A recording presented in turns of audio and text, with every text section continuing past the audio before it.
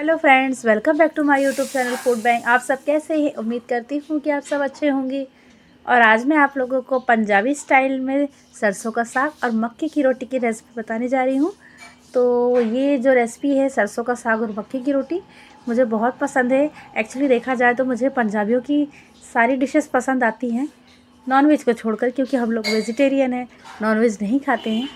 तो सबसे पहले हम यहाँ पे भाजी को साफ़ कर लेंगे, मतलब कि पहले अच्छे से तोड़ लेंगे, फिर उसके बाद अच्छे से हम पानी से 2-3 पानी से वॉश कर लेंगे। तो सबसे पहले हम आपको एक बात और बताना चाहते हैं ज़रूरी, कि जो सरसों का साग जब भी हम बनाते हैं या आप जब भी बनाएं सरसों का साग, तो जैसे आपने आधा किलो सरसों का साग लिया है तो 1 पाव बथुआ की भाजी और 1 पाव उसमें पालक की भाजी मिला दें। तो थोड़ा सा जो टेस्ट आता है उसका बहुत अच्छा आता है, क्योंकि यदि आप सिर्फ सरसों का साग बनाएंगे तो टेस्ट थोड़ा सा अच्छा नहीं आएगा। तो मैंने यहाँ पर लिया है आधा किलो सरसों की भाजी, और मैंने 1 पाव लिया है बथुआ की भाजी, और 1 पाव ही मैंने लिया है पालक की भाजी। इन तीनों को हम अच्छे से पहले साफ़ कर लेंगे, अच्छे से तोड़ लेंगे, फिर 2-3 पानी से अच्छे से हम इसको वॉश कर लेंगे। उसके बाद हम इसे कुकर में डाल देंगे। तीनों भाजियों को हम एक साथ कुकर में डाल देंगे। मेरा बहुत समय से मन था कि मैं सरसों का साग और मक्के की रोटी खाऊं, बट ऐसा हो ही नहीं पाता था, कभी ऐसा संजोग बना ही नहीं कि हम मार्केट से खा पाएँ या होटल में खा पाएँ, ऐसा कभी हुआ ही नहीं। तो मैंने सोचा चलो आज मैं खुद ही बना लेती हूँ, और मेरे पहचान में कोई ऐसा पंजाबी भी नहीं है, कोई पंजाबी व्यक्ति नहीं है कि मैं उनसे बोलूँ कि खिला दीजिए। तो मैंने फिर क्या किया है कि इसमें मैंने एक मूली को भी काट कर डाल दिया है और इसको उबलने के लिए रख दिया। 3 से 4 सीटी के बाद आप इसे एक ग्राइंडर जार में निकाल लें तीनों भाजी को, और उस पर आप डाल दीजिए आधा या 1 टुकड़ा आप डाल दीजिए अदरक का, और 15 से 20 लहसुन की कलियाँ डाल दीजिए, और इन सबको ग्राइंड कर लीजिए। ग्राइंड मतलब बिल्कुल स्मूथ करना है आपको। तो हमारा जो ये पालक, सरसों और बथुआ की जो भाजी है वो अच्छे से ग्राइंड हो चुका है, बहुत ही ज़्यादा स्मूथ हो गया है। अब इसको हम बनाते हैं। तो सबसे पहले हमने कढ़ाई में ले लिया है तेल, 3 से 4 बड़े चम्मच। उसमें ले लिया है 1 चम्मच हमने राई, जो सरसों का दाना बोलते हैं, और आधा चम्मच ले लिया है जीरा, और हमने ले लिया लहसुन और मिर्च दोनों एक साथ ले लिया है। जब वो तल जाएगा तो उस पर हमको डाल देना है एक मीडियम साइज़ की बारीक कटी हुई प्याज। उसको डालने के बाद जब प्याज तल जाएगा तो उस पर हमको अदरक लहसुन का पेस्ट डाल देना है। तो अदरक लहसुन का चाहे आप पेस्ट बनाकर डाल दीजिए, चाहे कूट कर डाल दीजिए, और चाहे तो आप अलग अलग काट के डाल सकते हैं। उसके बाद हम इस पर डाल देंगे 2 चुटकी हींग। हींग बहुत ज़रूरी होती है भाजी में। हींग डालने के तुरंत बाद हमको डाल देना है टमाटर। तो आप टमाटर को कट करके भी डाल सकते हैं और प्यूरी बनाकर भी डाल सकते हैं, जैसा आपको ठीक लगे आप वैसा कर सकते हैं। और कम से कम हमको 3 से 4 मिनट इसको अच्छे से चलाना है। तो ये जो देखिए हमारे जो टमाटर है उसने बहुत ज़्यादा पानी छोड़ा है, तो उस वजह से बहुत ही ज़्यादा लिक्विड सा लग रहा है ये, इसलिए अब इस पर हम क्या करेंगे, नमक डाल देंगे। नमक डालने से क्या होगा कि जो हमारा मसाला है वो बहुत जल्दी पक जाएगा। तो हम नमक डालने के बाद इसको फिर चलाते रहेंगे, 2 से 3 मिनट और चलाएँगे, तो ये जो मसाला है जल्दी से पक जाएगा। नमक अभी हमने आधा चम्मच डाला है, आधा चम्मच हम बाद में डाल देंगे, मतलब स्वाद के अनुसार। और हमने यहाँ पे डाल दिया है हल्दी का पाउडर। इसके बाद हम इस पर डाल देंगे 1 चम्मच धना पाउडर। इसके बाद डालेंगे इसमें हम कश्मीरी लाल मिर्च, आप सिंपल लाल मिर्च पाउडर भी ले सकते हैं। और उसके बाद लिया है हमने जीरा पाउडर, और इन सबको अच्छे से हमें मिक्स कर लेना है। इसके बाद इस पर हमें जो ग्राइंड करके हमने भाजी रखी थी उसे इस पर डाल देंगे, और डालने के बाद उसको चम्मच से हम अच्छे से मिला देंगे। भाजी तो वैसे भी पकी पकाई है, हमको अलग से कुछ नहीं करना है, लेकिन आप भाजी को जितना ज़्यादा चलाएंगे, मतलब कि कम से कम 8 से 10 मिनट आपको भाजी को अच्छे से चलाना है। जितना ज़्यादा आप भाजी को तलेंगे, अच्छे से चम्मच से चलाएंगे, उतना ही ज़्यादा इसमें स्वाद बढ़ता जाएगा। तो इस चीज़ का आप ध्यान रखिए। और ज़्यादा हो तो आप बीच बीच में इस पर लीड भी लगा सकते हैं, ताकि इसकी जो महक है इसके अंदर ही रहे। तो इस तरीके से आप कम से कम 8 से 10 मिनट चम्मच से चलाते रहें, ताकि ये भाजी का स्वाद दोगुना हो जाए। इसके बाद इसमें लीड लगा दीजिए, मतलब कि 8-10 मिनट चलाया उसके बाद आप इस पर लीड लगा दीजिए, और कम से कम 1 से 2 मिनट के बाद आप लीड को हटाइए।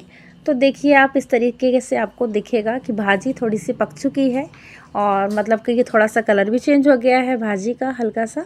अब इसमें हमको क्या करना है, 3 से 4 चम्मच हमको इस पर मिला देना है मक्के का आटा, मतलब कि जिसकी हम रोटी बनाने वाले हैं उसी का आटा, मक्के का जो आटा होता है, इस पे हमको 3 से 4 चम्मच मिला देना है। और अच्छे से चम्मच चलाने के बाद इसके ऊपर हमको डाल देना है स्वाद के अनुसार नमक, और फिर से हमको चम्मच से इन सबको मिला देना है और वापस से इस पर हमको लीड लगा देना है कम से कम 3 मिनट के लिए, ताकि ये सब अच्छे से पक जाए। अब भाजी हमारी बनकर तैयार हो गई है। तो 3 मिनट के बाद हमने लीड हटाकर देखा तो ये देखिए भाजी पूरी पक चुकी है, अच्छे से बन गई है। अब इसमें हमको कुछ नहीं करना है, सिर्फ तड़का लगाना है। तो अब हम तड़के की तैयारी करते हैं। तो एक पैन में हमने 2 चम्मच तेल ले लिया है और उसको गर्म कर लिया है। इस पर हमने बारीक कटे हुए लहसुन ले लिए हैं, कुछ अदरक के टुकड़े डाल दिए हैं और जो सफ़ेद तिल होती है उसको ले लिया है हमने आधी चम्मच। और इसके बाद हम इसको डाल देंगे भाजी के ऊपर। तो ये हो गया हमारा तड़का और हमारी जो सरसों की साग है वो बनकर तैयार है। अब इसके बाद हमको बनानी है मक्के की रोटी। तो मक्के की रोटी जो होती है वो अक्सर फट जाती है, तो उसके लिए हमने यहाँ पर क्या किया है, सबसे पहले तो हमने यहाँ पर ले लिया है 2 कप मक्के का आटा। इसको अच्छे से हमने चाल लिया है और उस पर हमने डाल दिया है थोड़ा सा नमक, आधी चम्मच के करीब। आप यदि नहीं डालना चाहते हैं तो स्किप कर लीजिए। और आटा सानने के लिए मतलब कि लगाने के लिए गर्म पानी का यूज़ करें। गर्म पानी से क्या होता है कि मक्के के आटे में एक बाइंडिंग सी क्रिएट हो जाती है, जिससे कि जो आटा है वो फैलेगा नहीं, रोटियां फटेंगी नहीं। तो ये देखिए हमने आटा को अच्छे से लगा लिया है और रख दिया है। इसके बाद हम 10 मिनट के बाद इसकी रोटियां बेलेंगे। अब 10 मिनट के बाद हम इसकी लोई काटेंगे। तो इसकी अगर आप रोटी मोटी बनाएंगे तो ज़्यादा अच्छा है, फटेगी नहीं, क्योंकि रोटी तब भी फटेगी, ऐसा नहीं कि बिल्कुल नहीं फटेगी। रोटी बनाने में बहुत दिक्कत आती है थोड़ी सी। तो हमने सबसे पहले क्या किया है, इसके एक लोई निकाल ली है। लोई बनाने के बाद उसके पेड़े बना लिए हैं और थोड़ा सा हाथ से झपटा करने के बाद और उसके बाद उसमें थोड़ा सा आटे का बर्तन डाल दिया है और हल्के हाथों से इसको हम बेलन से बेलेंगे। रोटी को बहुत ज़्यादा पतला करने की कोशिश ना करें यदि नहीं हो रही है तो, क्योंकि रोटी फटने का डर रहता है। और आप इस तरीके से मोटी भी बना सकते हैं, मैंने तो वैसे पतली बनाई है। आप मोटी भी बना सकते हैं, छोटी साइज़ की भी बना सकते हैं, बस रोटी अच्छी बननी चाहिए और खाने में अच्छी लगनी चाहिए। वैसे गर्म पानी से हमने इसे मतलब आटे को साना है तो बाइंडिंग तो अच्छी हो गई है, इसलिए मेरी जो रोटी है वो फट नहीं रही है। आपकी भी रोटी इस तरीके से बनाएंगे मक्के की तो नहीं फटेगी, बट यदि फट रही है तो परेशान होने की कोई बात नहीं है। आप इसी तरीके से करिएगा जैसे मैंने आपको बताया है। तो आप ऐसा ही कीजिए कि रोटी का जो साइज़ है उसे छोटा ही रखिए और मोटा ही बेलिए। इससे क्या है, आपकी जो रोटी है बहुत ज़्यादा नहीं फटेगी, बन जाएगी परफेक्ट खाने के लिए।